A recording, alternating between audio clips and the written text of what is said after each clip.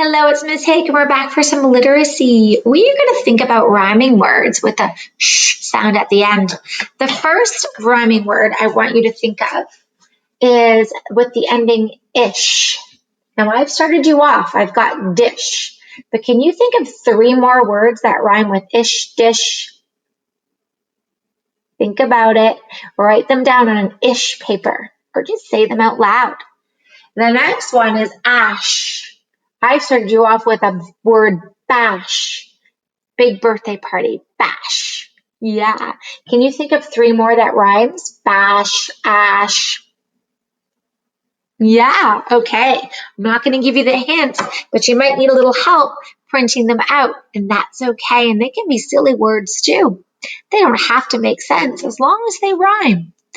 Second, that story was amazing. The day I met my shadow.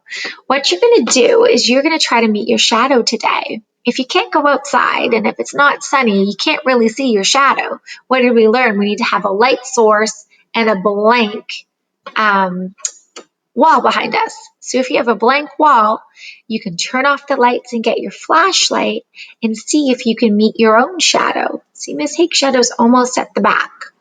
Let me go over here. I do have a light source in front of me. And then if you want, you could put up big pieces of paper and make your shadow and trace your shadow.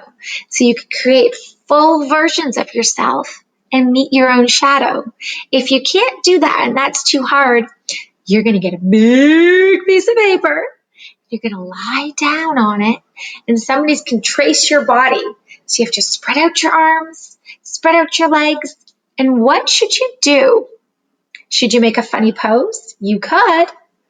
How should you color yourself if you're going to make your shadow? Should you make it really colorful? No, you should get out the black paint and you should color in your shadow.